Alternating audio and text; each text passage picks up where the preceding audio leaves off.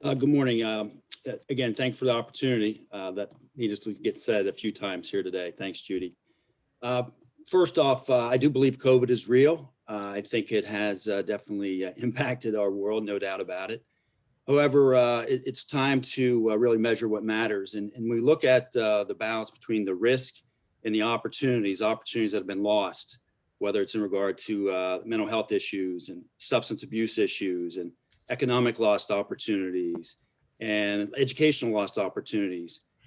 Really looking at the numbers that we know who the most vulnerable are. We know individuals with underlying health issues. We know the elderly. However, when you exclude that group and you get into the other opportunities, that I believe in the power of the individual to be able to make good decisions for he, she, their family, their community, that it's time to reopen. The fact of the matter is not everybody's going to go back to their habits of what they had 15 months ago by any stretch of the imagination. But I believe in individuals making solid, sound decisions for their safety, for their family safety, for their community safety, for their employee safety, for their customer safety, let alone for our schools and our lost opportunities there. That yes, COVID is real. There's no doubt about it.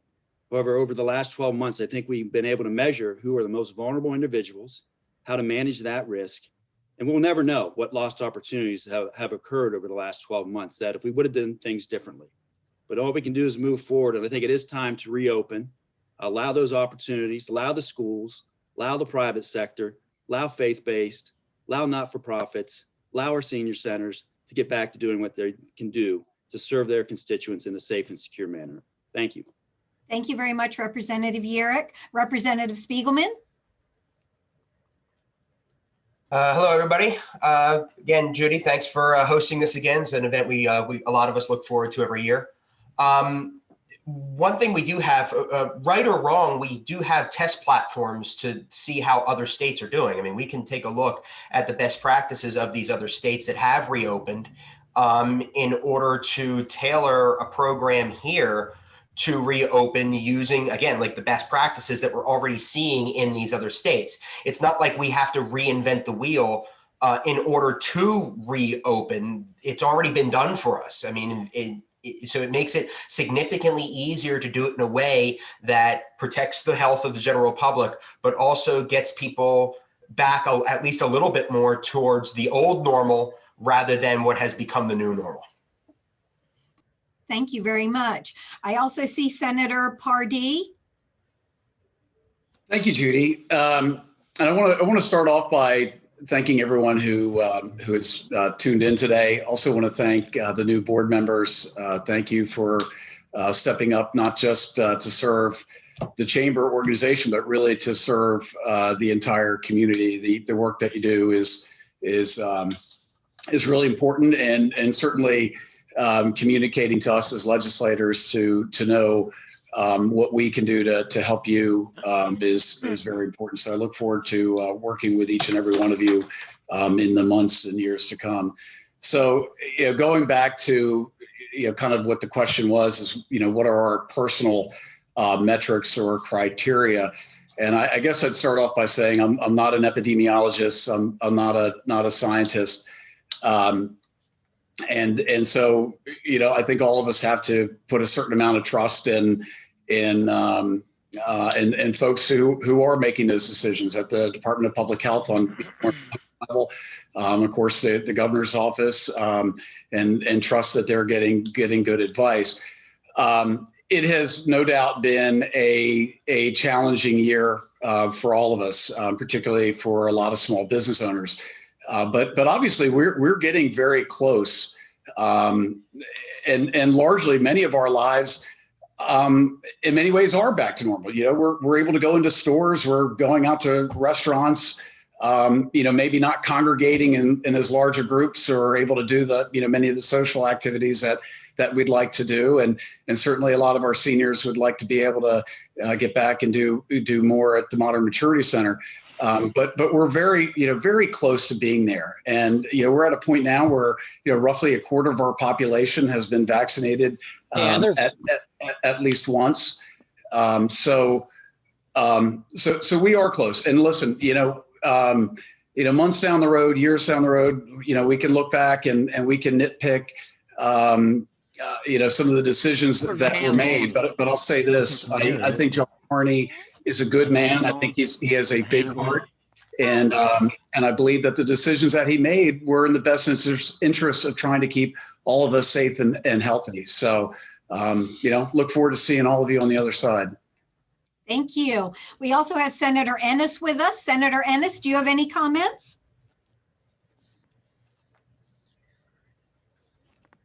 Yes, hope you can hear me okay. Yes, sir. I think every one of the panelists will agree that we want to get back to work as soon as possible, but you're asking specific metrics from each legislator. To me, I think we just need to increase our efforts to have those who desire to be vaccinated expedited. Many constituents in my district tell me that they're just not comfortable socializing, physically attending church, and patronizing the commercial establishments and restaurants, even with PPE. As you know, the latest CDC advisory indicates that people are safe within a 2-week period once they finalize the completion of their vaccination. So I think we should make every effort, with the assistance of the state and the federal government, to get more people vaccinated and get it done so people can get back to work. Thank you. Thank you. Okay, I can also see Representative Postles. Good morning. Thank you very much. I appreciate this opportunity. First, I want to say that the legislature hasn't had a real big role in this process. We've been operating under a state of emergency. It gives the governor really control over these restrictions. And I believe that needs to change. And I think the metrics are such that we can do that. Our hospitalizations are the lowest they've been since last Halloween. We've had nearly 90,000 people that have been confirmed to have had the disease and are over it. There's been others, tens of thousands others that have probably had it, but were asymptomatic. So they also have, some resistance. And of course, we've gotten 280,000 vaccinations done so far. So, I think we can be prudent with the mask and the distancing if if that's where you're comfortable. But the metrics are there, in my opinion, let's open up. Thank you very much. I also have Representative Carson. Thank you, Judy, and thank all the members of the Chamber of Commerce for hosting this again this year, and congratulations to all the new members. I'd just like to say I agree completely with Senator Ennis. Okay, thank you. Representative William Bush. Do I have Representative Bush in? Yes, you do. And thank you, Judy. And thank you to everyone here today as well. So what I really just want to add, though, is, we're getting there. We're up to about 50,000 shots a week. If you can do the math, that takes us to about 60% or 70% by the end of May, early June. And they're going to increase above that 50,000, I think, each week. So, we are really getting there. And I think if you look at our neighboring states, Maryland, which is going to 100%, with still, socially distancing and wearing masks and other things, I think that's the next step we need to go to. And I think we're getting closer to increasing some of the percentages right now. And what I can tell you is myself and a lot of these other legislators on here today are advocating right now. And we are trying to get that increase. We recognize the summer's coming.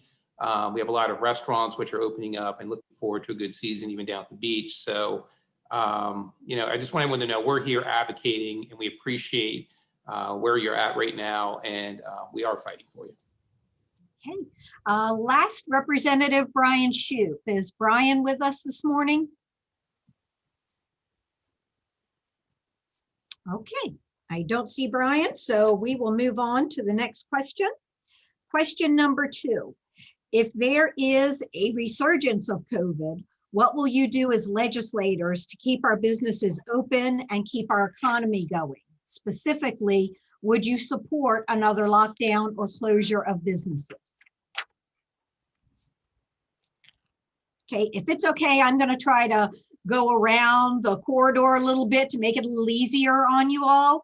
So Trey, I'm going to start with you this time. Gosh, this question, I feel like I'm appearing on an episode of Fox and Friends. Yeah, look, I don't think we're going to get to that point. I mean, really, I think we're past having another COVID shutdown, and it's it's pretty simple. I think if people continue to do the things that we've been doing, wearing a mask, trying to maintain some distance, just being smart about congregating among other people, we're not going to be back there. I mean, I think we've turned the corner on this. Representative Bush is talking about the number, 50,000 people a week getting vaccinated. I think we're on our way to recovery, and we don't have to worry about any additional shutdowns. Okay, Senator Ennis, you're next up on my screen. Thank you. Again, as I didn't state before, thanks for holding this event every year, and congratulations to new directors. Should there be a recurrence of COVID-19, the effect on our business, I think, as stated earlier, I think will be much less than it was in March 2020, in my opinion. I'm not supportive of another lockdown or a closure of businesses. In fact, I personally talked to the governor, but I feel that we should have more stakeholders involved in making those decisions, and that decision-making process when we're under a state of emergency. But I concur that I don't believe that with the efforts being made nationwide and statewide, I don't think we'll experience what we experienced March 2020. Thank you. Thank you. Senator Lawson, you are up on my screen next. Thank you, ma'am. I pray that there isn't another outbreak. But in reality, we have the data that shows that 99.7 or more survive COVID. Some of the tests show that those that had it never had symptoms, as was stated earlier.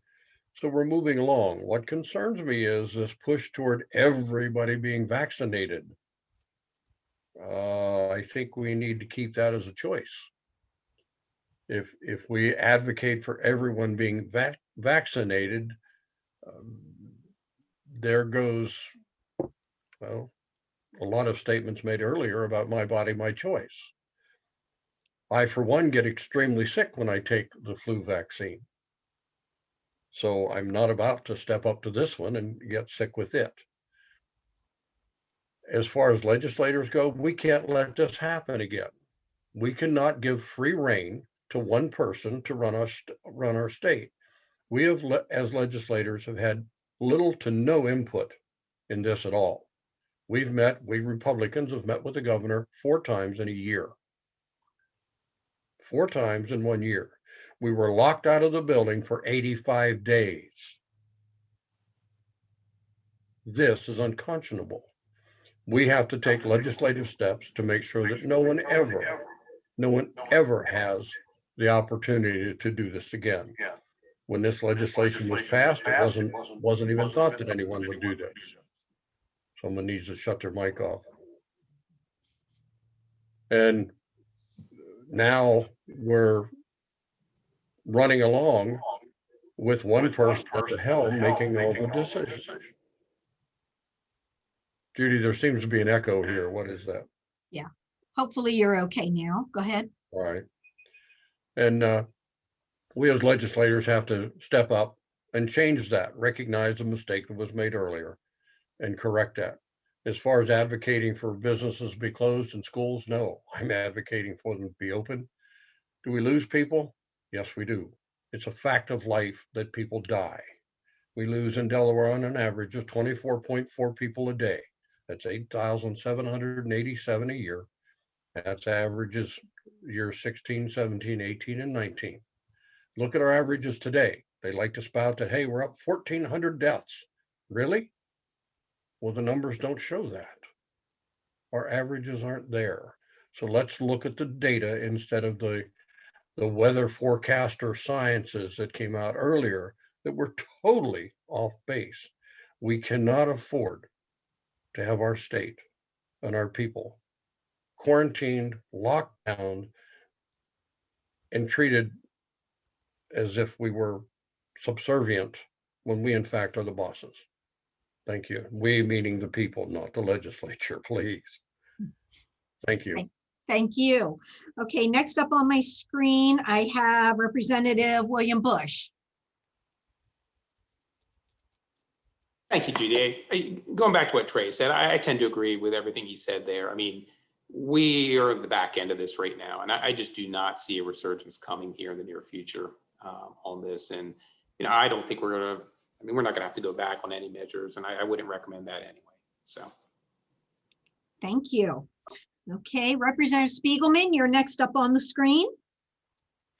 Thank you, Judy. Yeah, look, we're at the tail end of this one, but 100 years ago, we were at the tail end of another pandemic, and 100 years before that, and 100 years before that, pandemics reoccur.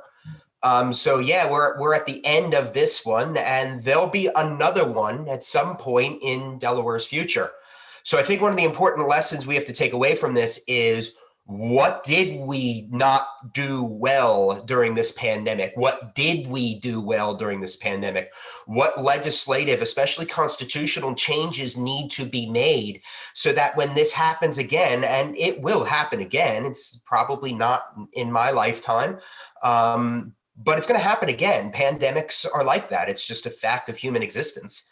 But what is not set in stone are the laws surrounding what happens during these things. There's a lot of changes I'd like to make to better our response to the next pandemic so that future generations of Delawareans don't have to ask themselves the same questions that we're all asking here, which is, what are the metrics? Whose responsibility is it? How long should a chief executive be in charge? What should the role of General Assembly be? What about businesses? How do you do this? How do you do that? And I'd like to solve those issues as much as possible for the next go round. Thank you very much, Representative Spiegelman. Okay, next up on my screen is Representative Yurick. Judy, I can remember probably just a little over a year ago, you and I, we were on a Facebook live that I hosted, and it's like deja vu all over again of what the measures were getting in place there, how the business community was responding to provide safe and secure environments. And I thought that we were positioned 12 months ago to be able to be more open than we were over the past 12 months. That being said, I would not favor another shutdown, and similar to what some of my colleagues, I think it was Senator Lawson and Representative Spiegelman, that our caucus has filed, our party has filed legislation. We filed it last spring in the 150th General Assembly, and then some of it's been refiled again, that again, just trying to have a greater balance of power between the executive branch and the legislative branch. Now, right, wrong, or indifferent, you may favor the current party in power, but those things can shift as well. That, again, we're trying to have principles and balance and consistency, whatever party's in charge of the executive branch, that moving forward, like Jeff said, if we don't learn from this, we're going to doom to repeat it again.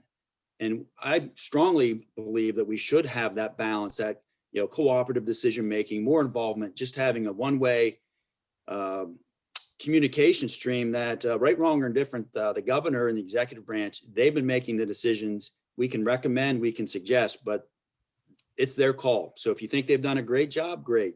If you think they've done a good job, great. But moving forward, I advocate for more of a consistent balance of power between the executive branch and legislative branch, and that too will take some legislative fixes. Thank you very much, Representative Yurick. And then I will go to Representative Carson and then Representative Postal.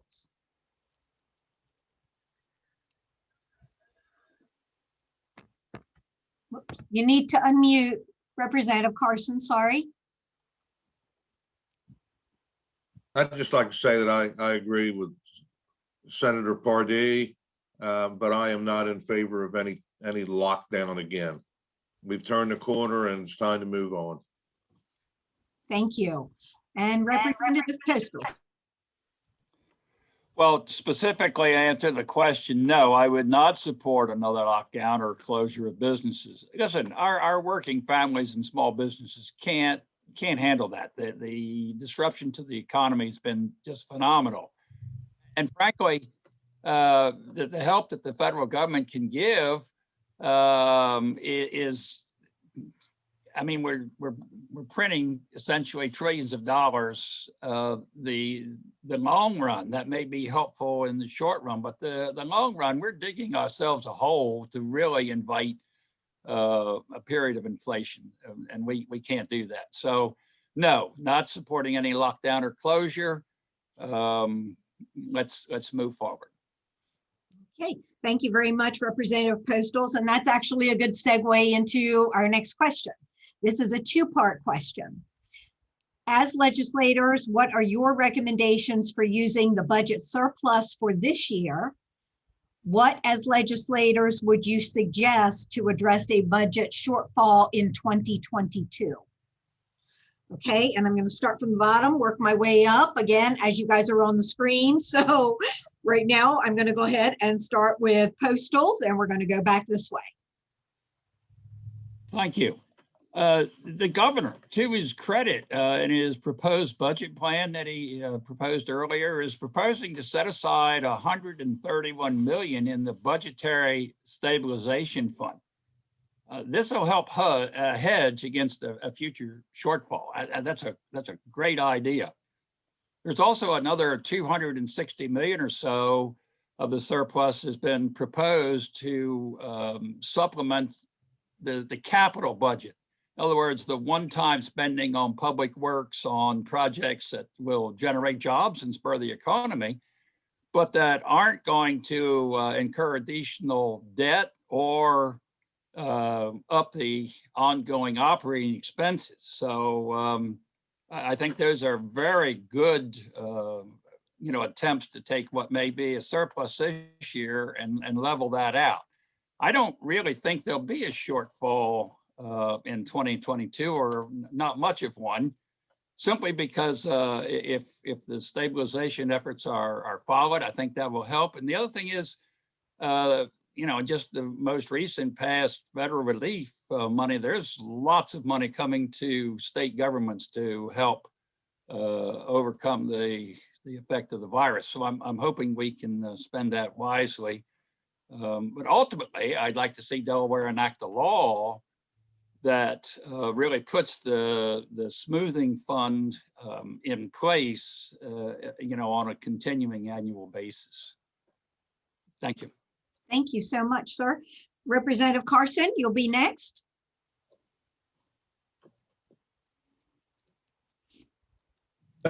Thank you very much, Judy.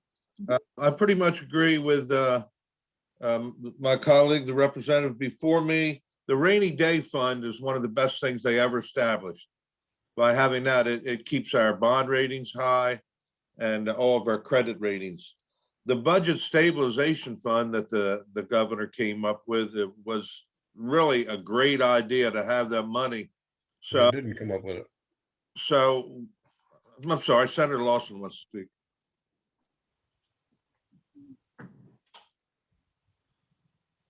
I'm completely Sorry about that. Okay, Senator Lawson. Was Representative Carson done? I didn't mean to interrupt. Yes, he's shaking his head. Yes, I believe he was. All right, thank you.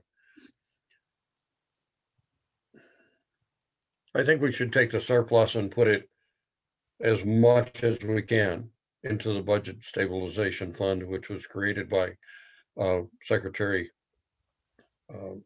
Ken Simpler at the time. That is something that we have to continue to build on. If we have a substantial shortfall of 400, 800 million like we've had in the past, 163 isn't going to do much. So we need to put as much in there as we can. There is a rainy day coming, and it's going to be pretty severe. We can't continue to print monopoly money and not end up paying for that later. And he said, well, it's federal money. No, it's all taxpayer money. It's all taxpayer backed. It's on your backs. So, look out, it's coming. Okay, thank you. The second question.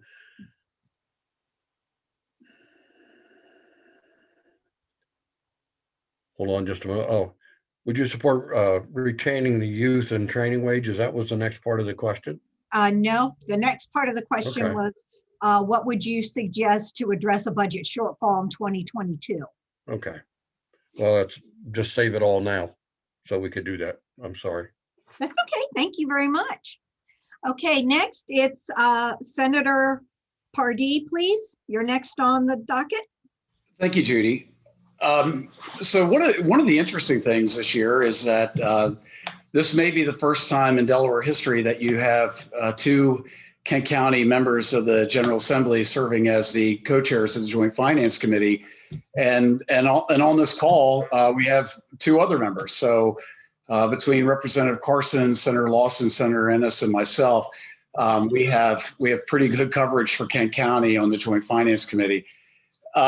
So first of all, I kind of disagree a little bit with the premise of the question, and it's important to understand that this surplus that we're looking at is not truly everything that it might appear to be, for this simple reason, is that last year, you'll recall that the tax filing deadline was extended from April 30th until July 30th. So what that did is that shifted a significant portion of tax revenues that we would have expected for last year into the current fiscal year. Now, also as part of that, there's been some reference to the Budget Stabilization Fund. When those tax revenues were essentially shifted last spring, that Budget Stabilization Fund was critical, especially during those first couple months of getting through the pandemic. So I agree with some of the sentiments of my colleagues who have said, who stress the importance of continuing to fund the Budget Stabilization or Budget Smoothing Fund, because that, as we've seen, that really worked. So in terms of there being a surplus this year and a deficit next year, it's a long time really between now and June 30th. A lot can happen. For instance, on Monday, we get the next round of numbers coming from the Delaware Economic and Financial Advisory Council, which is really going to tell us a lot. We'll have two more reports from DFAC before the end of the year. But I'll tell you, and the other members of the Joint Finance Committee who are on this call can tell you that there are a lot of needs in this state. There are a lot of groups that are coming to us looking for increases of various types. There are different classifications of healthcare workers that are compensated in part by Medicaid reimbursement rates. Some of those reimbursement rates have not been raised in, I think, since in over a decade. And that's why there's this tremendous turnover why we're having trouble getting quality help in a lot of our nursing homes, why we're having trouble getting quality help in our own veterans home down in Milford, why we're having trouble getting quality nurses to stay in the home healthcare industry. So we've got some issues to address there. We'd like to do a little bit more for state employees. We'd like to do something for state the retirees. So there's a lot of needs. There's going to be a lot of pressure among all the members of the committee to try to deliver, but we are going to need to exercise financial restraint because there is a school of thought that 2022 might not be quite as rosy as a picture. And there's just so many unknowns. We're not really sure what's going to come out of Washington as part of this current package or what might be coming down the road. So to reiterate what some of my colleagues have said, again, it's important that we continue to fund the Budget Stabilization Fund. I also like the governor's proposal of putting over $250 million into the bond committee, making those investments that on roads and bridges and schools and things that put people to work. That'll all be very helpful coming out of the pandemic. Thank you. Thank you so much. Senator Ennis, please.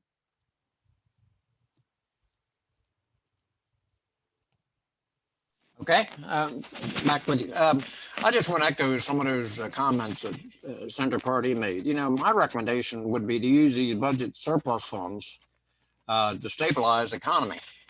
In other words, help to get people back to work, provide assistance for those people for basic needs, and to maintain usable savings through the stabilization fund, as has been stated here. In reality, there's not 131 million going to be put this year into the stabilization fund. It's proposed 67.9 million, and added to what's there now would make a 131 or 113 million. But you know, this is mission impossible.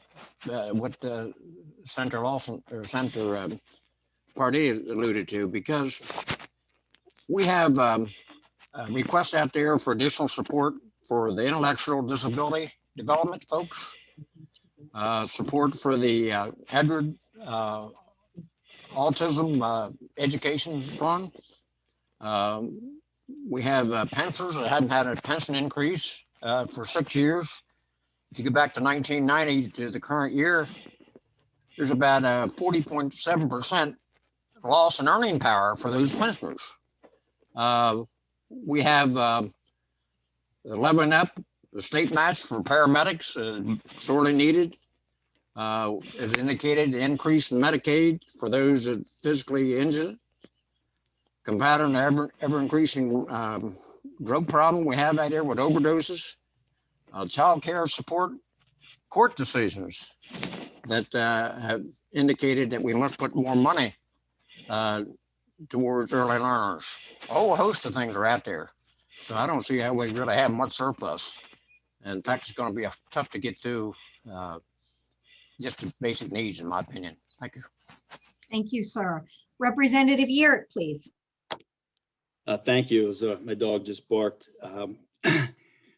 We'll take a little history lesson. We'll look back in time. I can remember Governor Carney's first budget, and that there was some economic distress going on, and that was the budget that we raised the franchise fees. We raised some alcohol, tobacco fees, and we also increased the realty transfer tax at the time. Those were necessary, needed to balance the budget. Over the last 3 budgets, and counting this, I can remember last year having this discussion with Mike Jackson, who was then the head of the budget. And last year, over the 3 budgets since the tax increases, there was approximately $800 million in excess for one-time investment money. That's in addition to, we were staying within the 3.99% annual budget increase for the operating budget. However, that was over $800 million in one-time money investments. Now, you can agree with what we invested in or disagree. Now, in addition to this budget now, we're over $1 billion in additional revenue that are going to be used for one-time investments, in addition to growing the annual budget approximately 4%. Last year, I had advocated for, and actually was beginning to file legislation to, imagine this, actually cut taxes, provide some tax credits for our working poor in regard to their income, tax credits for home purchases, and tax credits for automobile purchases. The legislation quickly changed whenever a pandemic hit. However, I would throw this novel idea out there. How about we do look at some tax reductions, especially for our working poor? And I would jump ahead. I do favor of reducing the realty transfer tax to where it was. Again, just we focus on an annual budget.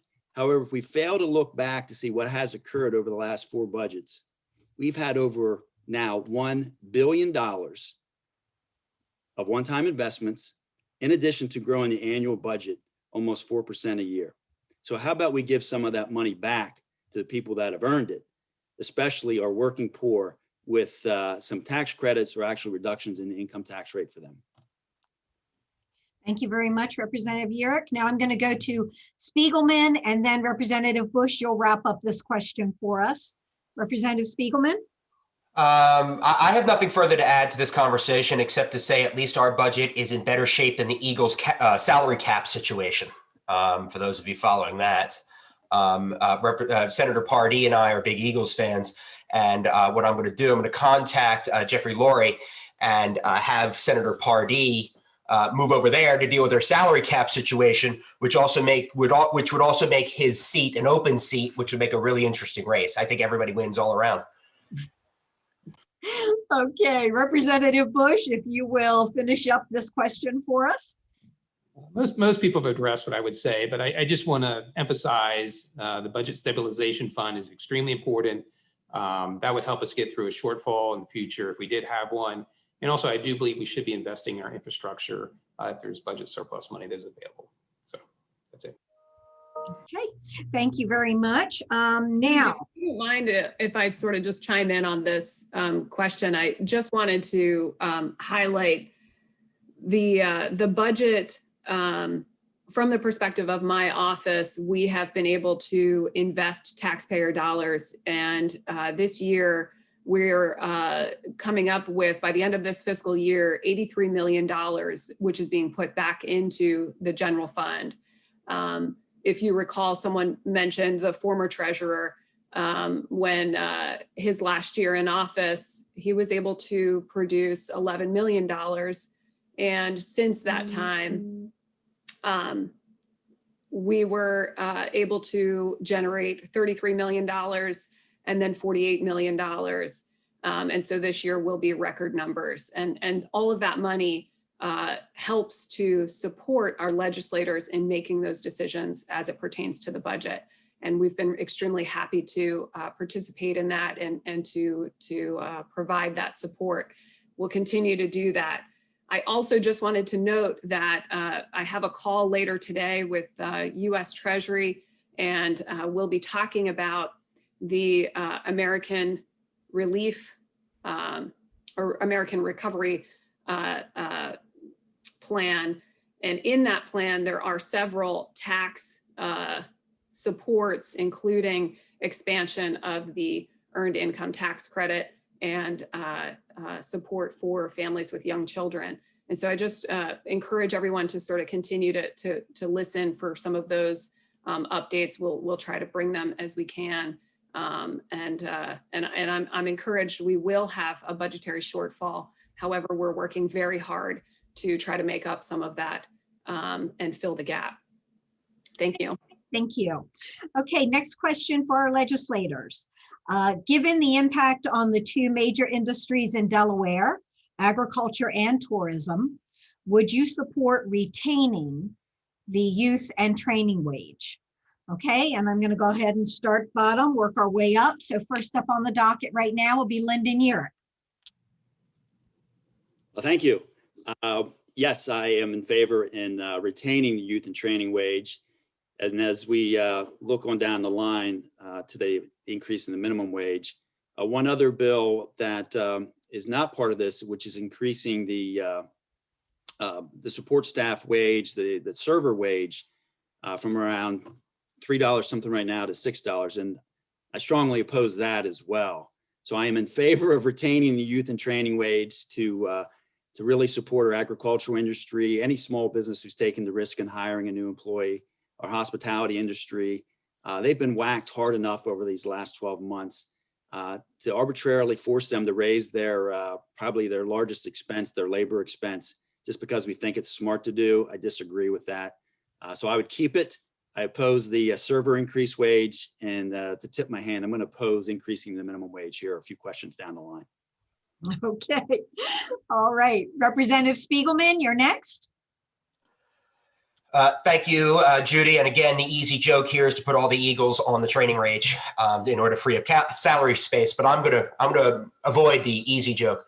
One of the reasons why this training wage was put in place a couple of years ago is because the vast majority of people on minimum wage are people who have not reached the age of majority.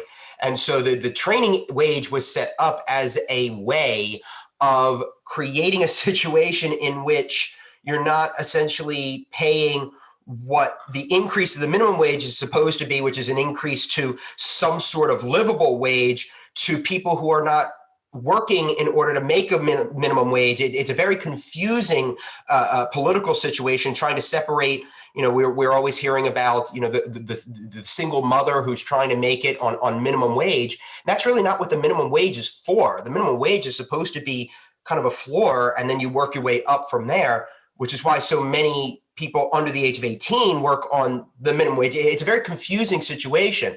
I want to keep the minimum wage in place because, again, the vast majority of minimum wage earners are not that single mother or single father that we hear about who's just trying to make ends meet. Yes, we need to take care of that person, but the vast majority of people on this wage are people for which a training wage or not increasing the minimum wage is probably much more appropriate.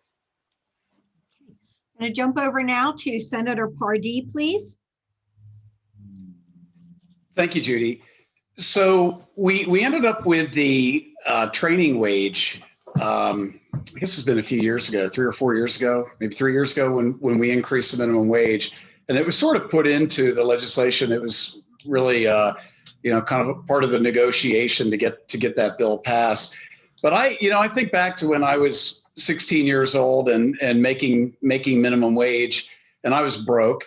Even though I was living at home, it felt like I barely had enough money to put gas in my car and have some money to have fun. And I remember being 16 years old and I was doing really heavy labor construction at that time and making minimum wage. I think at that time was $4.25 an hour or something like that. And there were guys who were 4 or 5 years older than I was that I was working with in the same crew. And I was just as big and just as strong and just as capable as those guys. And they were making $2 or $3 more an hour than me. And I was pretty resentful. And honestly, I doubt many of us would taste much of the difference between a hamburger that's cooked at McDonald's, whether it was made by a 16-year-old or a 22-year-old. I think those burgers are going to taste just the same. And I think that 16 or 17-year-old is just as capable of flipping those burgers or making those fries or whatever it might be. If that bill does come forward, I probably will vote in favor to rescind it. Would the burgers taste the same coming from a robot?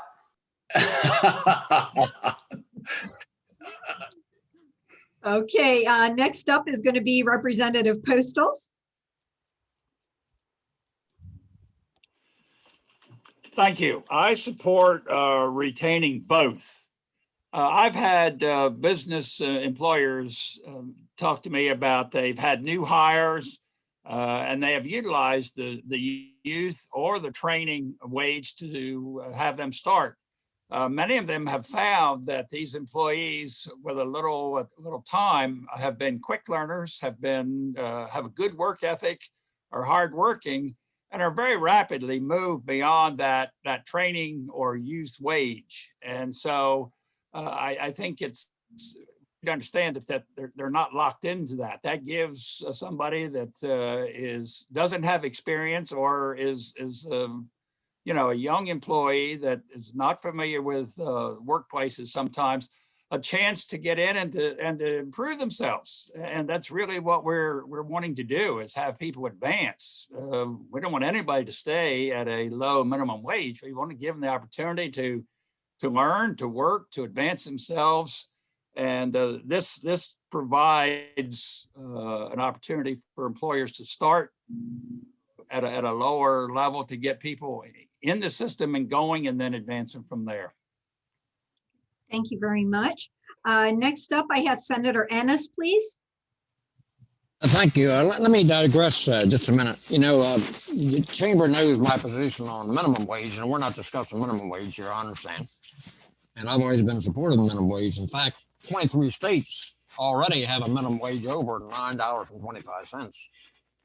And there's momentum, statewide and nationwide on minimum wage. But let me say that in regard to your question, I continue to support the youth and training wage. The only thing that could deter me from not supporting it would be if there was large scale misuse of it or abuse of it.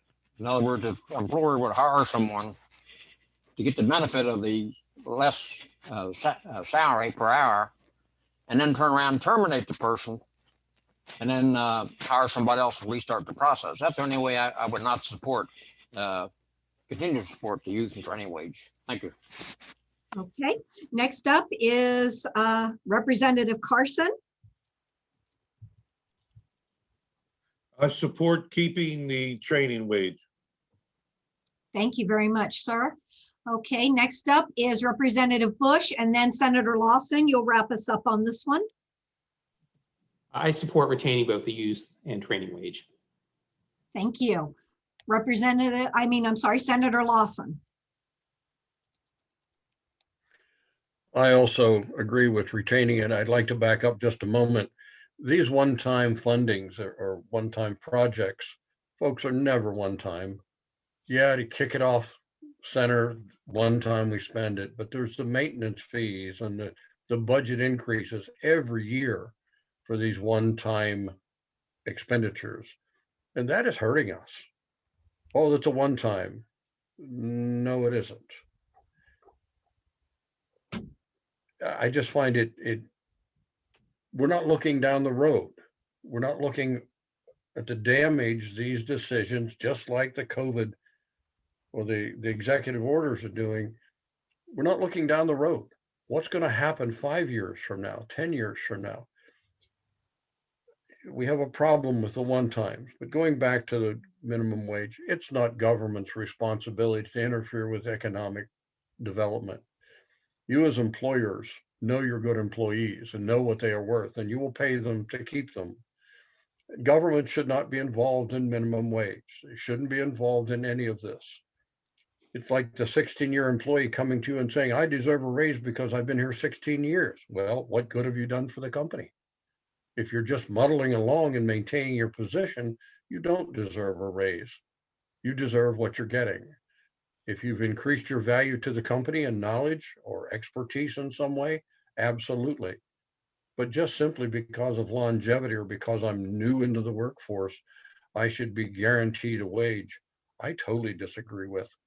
And we are where we are, and we'll keep them. I agree with keeping the youth and training wage. But my bottom line is, it's not government's responsibility. Thank you. Thank you very much, Senator Lawson. Our next question for you all this morning is, in what, if any, context would you support paid family leave? And I will go ahead and start with Senator Pardee on this one, please. Thank you, Judy. I have to admit, when I first heard that there might be a piece of legislation about this, I was a little concerned, and my thought that it would be essentially a mandate that every employer, regardless of their industry, regardless of their makeup of their workforce, would be required to pay out of pocket anytime someone went on family leave. My understanding is that the legislation that we might see is not exactly that. So the devil is in the details when it comes to these things. And so it's kind of tough to comment on a piece of legislation that I haven't seen yet. I'll tell you, in the case of my business, the young lady who works for me, I gave her paid family leave. And then her 3 children were essentially raised in my office until they were ready to go off to daycare or preschool at the age of 4. And I was very fortunate that I had a setup in my office where we could make that happen and kind of designate an area as like a nursery area for her. But I understand that not every business has that ability or that flexibility. I think it's a lofty aspiration. But we'll have to see what this looks like. My understanding is that it would be some sort of like a insurance type of approach, almost like unemployment insurance. So we'll see what it looks like, if and when it comes. Okay. All right. Next up will be Representative William Bush, please. Thank you, Judy. And again, I haven't seen the legislation either. I really do believe, though, it's up to the business. If they want to have family leave, that business should be able to have family leave. I don't really believe it's government's responsibility to force that upon them. And until I see the piece of legislation, I really can't comment specifically on it, but I do believe it should be up to the business. Okay. Let's see. Representative Carson, please. I agree with Representative Bush. Thank you, sir. Okay, I'll go up now to Senator Ennis, please.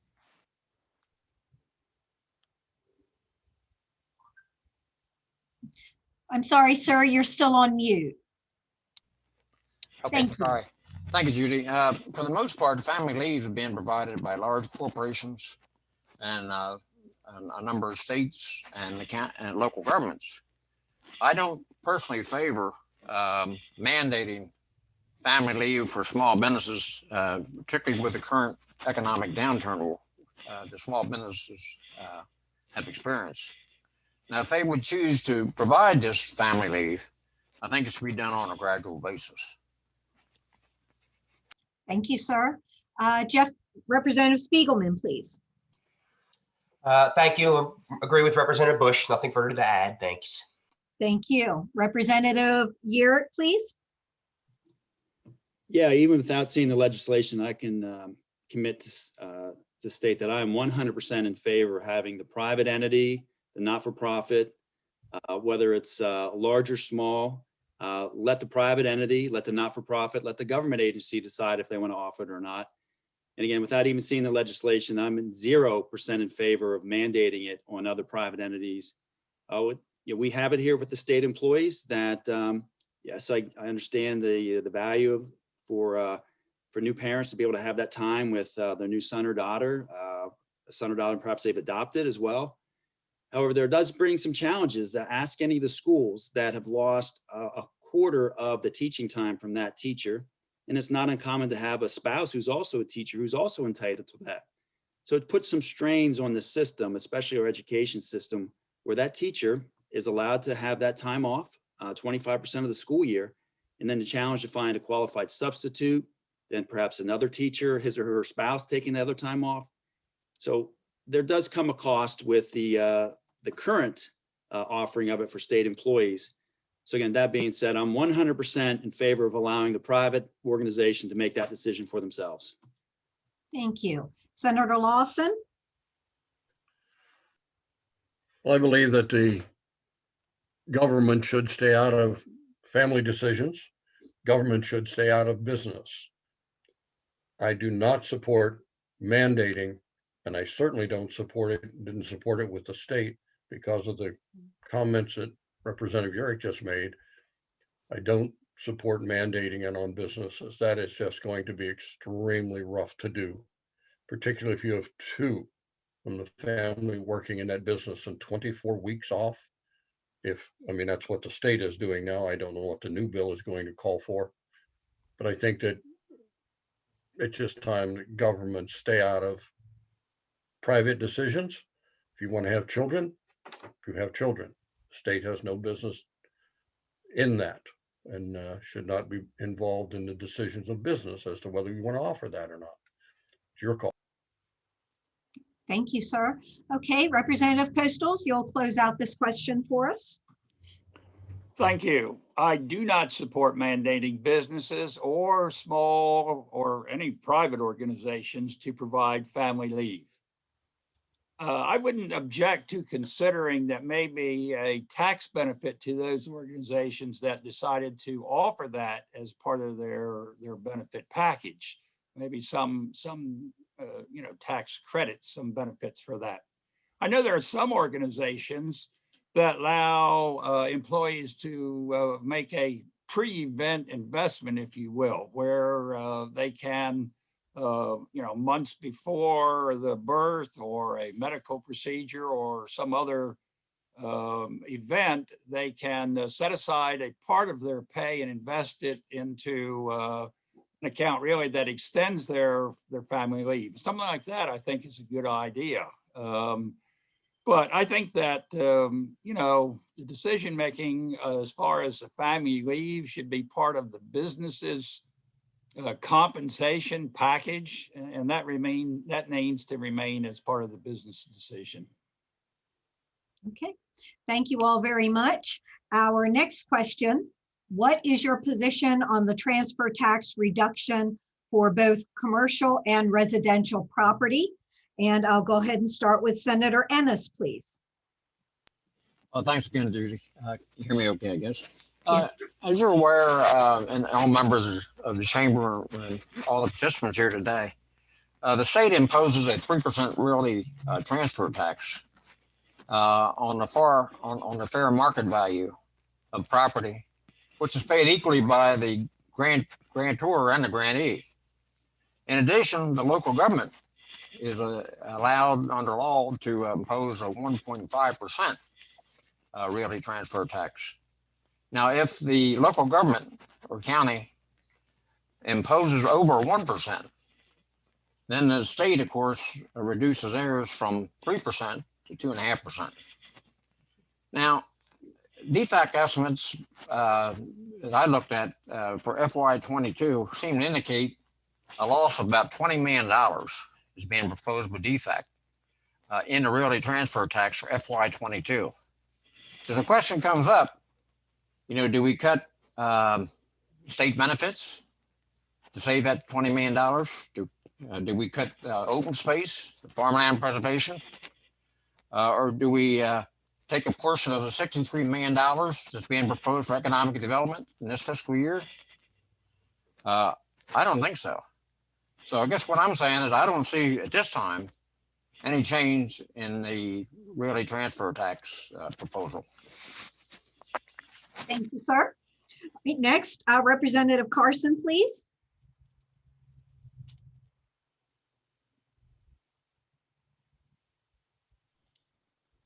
Thank you, Judy. I pretty much agree with Senator Ennis as far as the fiscal note. I have seen figures that have it 37 million plus. So there's a lot of figures bouncing around out there. And before anything is done on this, I think we need to get a firm account of what the benefits will be for this. Thank you. Okay, Representative Bush, please. I do believe it should come back down to 3%, and I'll leave it at that. Okay, Senator Pardee. So back in 2017, the real estate transfer tax was increased 1%. Okay, currently it's a total of 4%. So you have in 2017 the state share went from 1.5% to 2.5%. And first-time home buyers are given a 0.5% break on that. And when that happened in 2017, it was done in order to close a budget shortfall. I think that year it was like $400 million that we were trying to make up. And people like my good friend Phil McGinnis, who's on the call, screamed, that this was just going to be the end of the real estate business, and it was just going to be so detrimental, and it was going to hurt them so bad. And the reality is as most people know, due to a variety of factors, most importantly, extremely low, historically low interest rates, homes have been selling like crazy over the last couple of years in Delaware. The biggest problem that the realtors have right now is inventory. So it certainly hasn't had an effect on home sales. And Delaware remains one of the cheapest places to live in the entire country. Year after year, we rank in the top 2 or 3 of states with the overall lowest tax burden, which is why we have this influx that continues of people from Maryland, Pennsylvania, New Jersey, and New York who continue to come here because it is so inexpensive to buy a home here and inexpensive to live here. So I would not propose cutting that tax, but I think what we should do is I think we should look at some targeted cuts in that and be a little bit creative in terms of perhaps giving more help to first-time home buyers, perhaps designating certain development zones where if you choose to buy a home or buy a business, rehab a piece of property in a certain area, if you're involved in providing low-income housing, that sort of thing. I think we should be looking at more targeted areas like that where we can provide incentives. So that's my position. Thank you very much, Senator Pardee. Okay, Representative Spiegelman. Thank you. There's some people on this call who are really not going to like this answer, but as a commercial realtor, I have a conflict of interest, and so I will not be answering this question. And I'm about to get hate mail from Phil McGinnis. Okay, Representative Urick. Thank you, Judy. Again, Senator Pardee brought up a good point that we did raise it to close a budget deficit. However, over these last 4 years, the realty transfer tax increase and combined with the franchise fees increase and the other sin taxes we raised, generated over $1 billion, that's with a B, of one-time investment money. To answer your question, I think I already answered it, but I'm in favor of reducing it back down to 3 from the current 4. Perhaps we take it a bite at a time where we take it down 25 basis points a year over 4 years so that whatever projected decrease would come about is more of a milder decrease on the operating budget.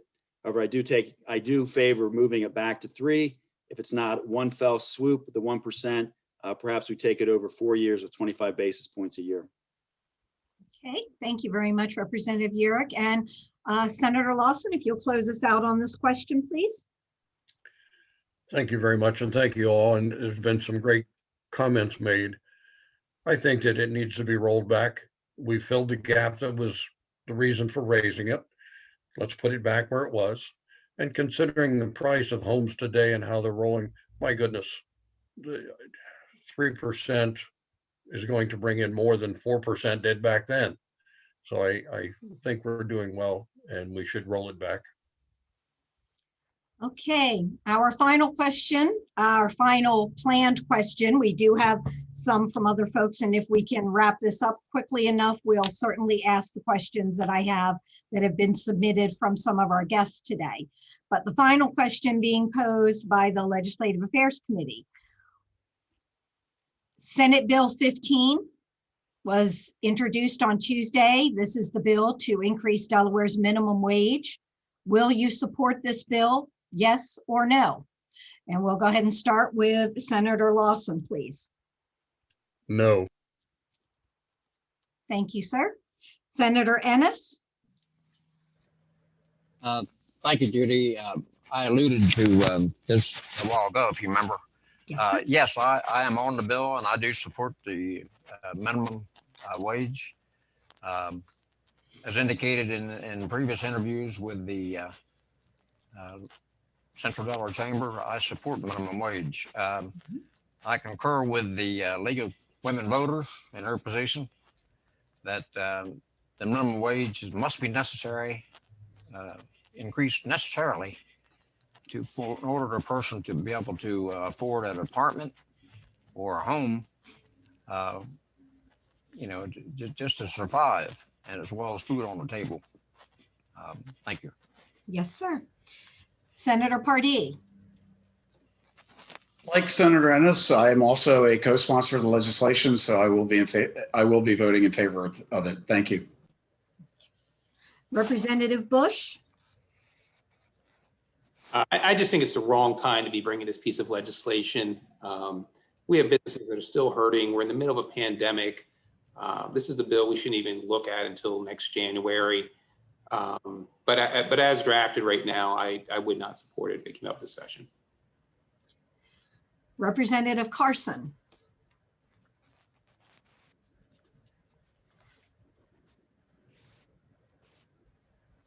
Thank you, Judy. I have not seen the bill, but I've heard that there's 3 or 4 similar bills floating around. A lot of it would depend on what the increment of raising it is and how long it's spread out. I think we all have to be honest, accept the fact that it's going to get done at some point to maybe not to the $15 an hour, but at some point it's going to be raised some. And I think that's the big thing. Right now, I don't prefer any changes in tax structure.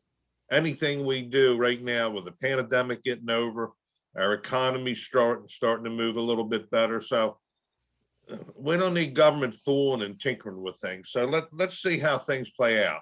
Thank you. Representative Postles? Thank you, Judy. It's no on Senate Bill 15, the minimum wage proposal. And I'd like to go back and just make a comment on the previous question regarding the transfer tax. Delaware has the highest or one of the highest transfer taxes in the nation. We put the 1% in a few years ago when there's a need. Clearly, there is not that need now. We have generated some income. We were talking about sources. I would be in favor of the House Bill 71 that would decrease it back to 3%. Thank you. Thank you so much. And I apologize for missing you on the last question, sir. My apologies. Okay, Representative Spiegelman? There's that on mute button. I will be voting no on increasing the minimum wage. Thank you. And Representative Yerrick? I am not a paid endorser of these first two examples that I'll use, but I'll use the examples and with the point that I plan to make in voting no on the bill. My first example is Tres Torelli Dolce in the town of Wyoming.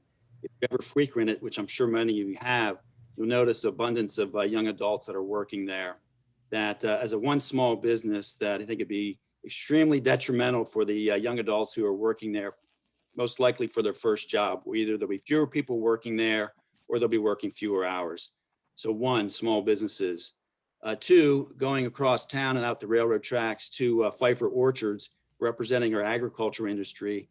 Again, as you visited there, you'll see many young adults, most likely having their first job there, that raising the minimum wage, not just on the retail component of agriculture, but the entire wholesale, the production part would be catastrophic in trying to be cost competitive, not just in a United States sort of way in cost of labor, but a worldwide labor, as we have agricultural products that compete worldwide. You increase the cost of labor by raising the minimum wage, it's going to put a big, big hurt on Delaware's leading industry, agriculture. And my third example is the Modern Maturity Center, representing all of our not-for-profits, that by arbitrarily increasing their wages, where again, a significant number of our employees are doing it to be involved, to have some level of engagement, by raising that wage is going to lead to a decrease in employment for those opportunities.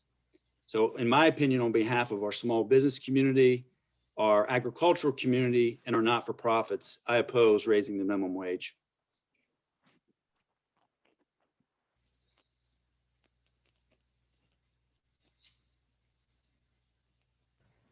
Sorry, somehow I muted myself. Apologize. We have a number of questions that have come in, and I know we're going to run out of time. So I don't want to make anyone angry. So I'm just going to select one, and I apologize. I have no idea who these are coming from. They're just coming in via the chat. So getting our schools reopened fully is critical to our businesses and for the health and well-being of our students.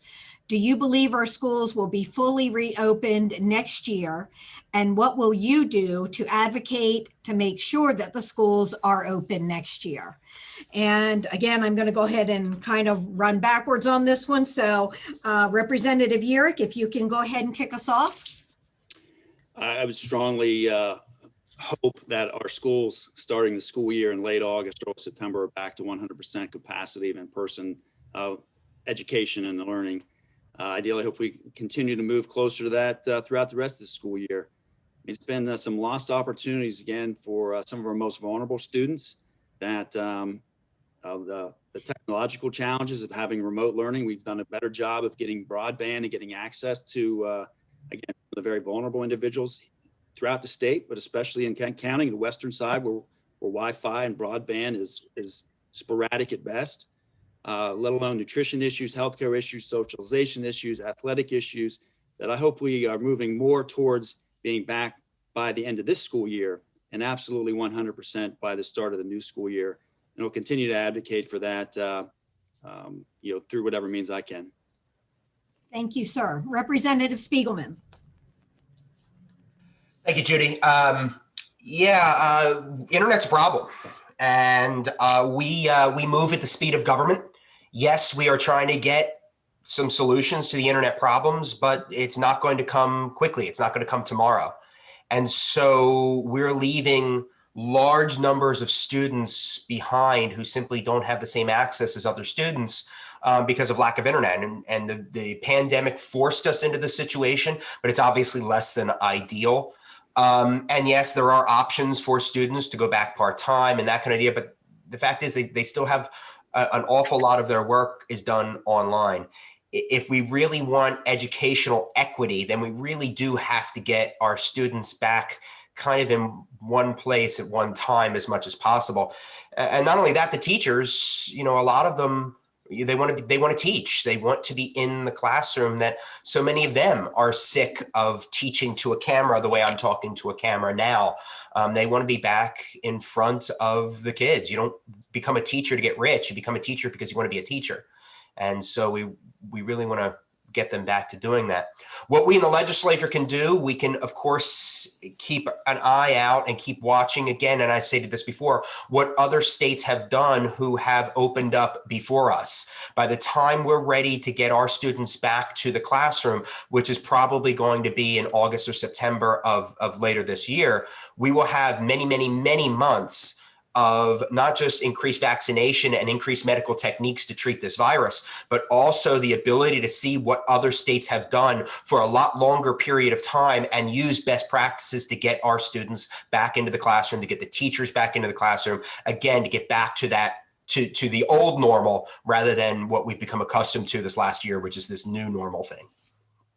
Thank you very much. Representative Postles. I strongly agree with both of my colleagues that have just spoken. We certainly need to be in school by next August. I think we need to be in school starting now, but agree with the points made previously. Thank you. Thank you, sir. Representative Carson. Thank you, Judy. I agree entirely with Representative Spiegelman. Commercial, Jeff. Thank you. Okay, Representative Bush. I hope, and I'm really confident that we'll have all our students back next year. I mean, as we discussed earlier today, I think with the vaccines being available and all throughout the summer, you know, I think we'll get everyone back. You know, it's really, even at this point, hopefully the teachers can be vaccinated by the end of this month. And, you know, it's a transportation issue of getting these kids on the bus and the amount of people that are on there. But I truly believe by next year, we'll be back. Thank you. Senator Pardee. I think all of my colleagues have made some really good points, and I think any of us who have children or multiple children understand that every child learns differently. And I know, and my kids are older now; they're out of school, but I know my daughter would have absolutely thrived doing classwork virtually. You know, she was that type of kid. My son, on the other hand, required a lot of time at the dinner table, working on stuff. Required a lot of hands-on teaching in the classroom, and so what I really worry about are those kids. The ones who have IEPs and other kids who have struggled. We're going to have a real problem on our hands. We have a real problem on our hands now already with a lot of kids that just dramatically fallen behind, and it's going to require a lot of work and to bring those kids back up to speed. But I reiterate the comments of some of my colleagues. I really believe we'll be back 100% by August. I'd like to think that we'd have a greater percentage of kids back in the classroom with it before the end of this year. Thank you, sir. Okay, next, Senator Lawson, please. Judy, et al., I think the schools must be open ASAP. We've got to get them back in. We've lost a minimum of a year, if not more. The regression in education has been phenomenal. Our children are suffering, and we need to get it open as quickly as possible, and even consider maybe a reset in August as to, let's just have a do-over for this year and get back in the classroom where our kids can thrive. As far as Wi-Fi is concerned, Western Kent County is pretty much still a desert, even though Blue Surf has tried to come out and other things. If you've got trees around you, Blue Surf doesn't work. It's not working at all. I have Blue Surf, trust me, and it's a clear shot for me to the tower, and it is spotty at best. So it's nothing that is working well out here. And I'd like to get back to the education part a moment, is why aren't we back in school now? What is stopping us from being back in school now? Or who, or what organization? What's going on? Our children are not susceptible to this disease. They're not spreaders. That's data, not science. Why are we not back in school? Who's dragging their feet? Who's bumping along, liking where we are? What's going on? There's something wrong. And I think that needs to be ferreted out and corrected, because our kids are suffering, our futures are suffering. And don't forget, folks, everybody on this screen, your children get to pick your home. Think about that. If they're uneducated, guess what your home's going to be? Thank you very much. Okay, and wrapping this question up will be Senator Ennis. Thank you, Judy. Your question was, do you think we'll be open, school will be open next year? I clearly believe that schools will be open with the immunization efforts ongoing. But the question resolves, I don't know about my other colleagues, but the question resolves who will be happy and who won't. I have never seen such a divided country and state as we are in now. For every email I get for opening up schools, I get another email opposing it. I don't know who will be happy. I think it's best the schools are open, but everyone in Delaware will not be happy over it. That's the issue that I'm looking at. Thank you. Thank you, sir. Okay, I thank you all very much for your answers, and I do want to make some comments on behalf of the Central Delaware Chamber. In regards to the increase for minimum wage, we absolutely, as a chamber representing the small business community, we absolutely think this is the absolute wrong time for this. Our businesses were brought to their knees during this pandemic, literally brought to their knees. In Kent County alone, we've had 40 businesses that have closed. This is not the time for us to put any additional burden on any of our small business community. So I certainly ask all of you to really consider that. Representative Yerrick brought up a good point. If it really is about putting additional money into the people who really need it, then let's talk about reducing their personal income tax. Let's talk about really giving them some money, because when we increase minimum wage, the only thing that's going to happen is our regular everyday supplies are going to increase. So they may be getting $25 more a week, but they're going to be paying that $25 more in getting gas and milk and bread and just their essentials. So at the end of the day, are we really helping the people we're trying to help? That's kind of the question we'd like to pose. So again, a solution would be us taking a look at changing the income tax structure for those people who we're trying to help. In regard to the paid family leave, we would certainly ask that at least if this is going to take place, of course, we're not in favor of it. Mandates are bad for businesses, period. We firmly believe that should be something that should be negotiated between employee and employer, and each employer should be able to decide for themselves what they can and cannot offer. Businesses aren't cookie cutter. One model is not going to fit all. So we need to give businesses the opportunity to develop their own plan. And if we are going to develop anything, it needs to follow the federal FMLA, which is at least, based on how many employees you have, which hopefully will not impact the small business community greatly. In regards to the youth and training wage, we absolutely support this. The youth and training wage is critical to our agriculture and our tourism industry.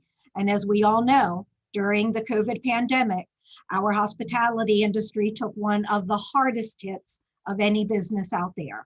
So again, we need to help them. And by helping them, we can do that through the youth and training wage. So we certainly encourage all of you to reconsider your position on that and to support the youth and training wage if you are not. It's a way to keep our agricultural community thriving, and it is certainly a way to get our hospitality industry back up on their feet. In regards to the budget, if there is a surplus, we certainly would ask that money be allocated for broadband development here throughout the entire state, particularly here in Kent County. As you've heard from a multitude of representatives and senators, our children who have been home, broadband has not served them well, and they're falling behind. And I think we all know that COVID is going to change the way that we do business. So if we are going to be competitive here in the state of Delaware, we have to have broadband that's going to support that competitiveness.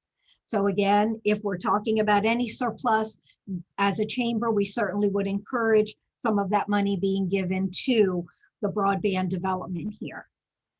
And I know one of our representatives or senators brought up about getting businesses back open 100% and some people not being able to find people to work for them. What we're hearing from the community is it's not that they can't find people or that people, it's more a case of people won't go back to work right now because they're making more money being at home. So that's what we have seen and heard more of from our small businesses who are trying to get themselves back up and running. Their employees just are not interested in coming back. They're making more money at home with the unemployment. So I think those are issues that I just wanted to share with you. Those are things that we're hearing. And as you all know, as the chamber, we are here to work with you. We certainly, if you have questions you need to get out to the business community, we're happy to do surveys for you to collect information so that you have the data you need to make those decisions that you have to make. And we certainly would welcome any opportunity to serve on any task force. Again, we always have members who I think can bring expertise to the table. So we're happy to bring those people to you. So again, I thank all of you. I thank everyone who tuned in today. I'd like to give another shout out to our signature sponsor for the event, BIG Investment Services. And again, be sure to catch them for their weekly podcast for the latest on the market by asking Siri, Google, or Alexa to play the Big Money Big Money Report podcast, and that can be found at bigplan.com. I'd also like to thank all of our additional sponsors, Axia Management, Century Engineering, Chesapeake Utilities, Dover Federal Credit Union, Harrington Raceway and Casino, Kraft Heinz Company, L&W Insurance, Pam Rehabilitative Hospital of Dover, and R&R Commercial Realty. Those are our platinum sponsors. Our General Assembly sponsors for the day included Allen Insurance Group, Benefit Connection, Artesian Water Company, C.S. Kidner Associates Capital Strategies, Comcast, Delaware Association of Realtors, Delaware Municipal Electric Corporation, Delaware State News, Del One Federal Credit Union, Dover Downs Hotel and Casino, Dover International Speedway, Pfeiffer's Farm Store, George Lynch Incorporated, Highmark Blue Cross Blue Shield of Delaware, McGinnis Commercial Real Estate Company, Pepsi Bottling Ventures of Delmarva, Shore United Bank, the Malmberg Firm LLC, the Willis Group LLC, and Wilmington University. Thank you all for making this program possible for us. Thank you all again for joining us on Zoom. Please pay attention to all the information coming out from the chamber in regards to updates and events and assistance and resources that are available to you. Everyone, be safe and be well. Till we can see you all again, take care. Have a great day. Thank you. Thank you, Judy. Thank you, Judy. Thank you, Judy, and thank the chamber. Thank you, sirs. Thank you, everybody. Thank you, everyone. Have a great week. Thank you. Thank you. Thank you, Judy. Take care, everybody. Have a great week. Bye, everybody. Thank you. Thanks for tuning in. Hi, Judy. This will be available. It's on tape, right? That I can share with folks who are not able to be here. Yes, we were trying to record that, so hopefully we'll be able to put that up on our legislative page. Awesome. Great. Thank you so much. Yep. Thank you all very much.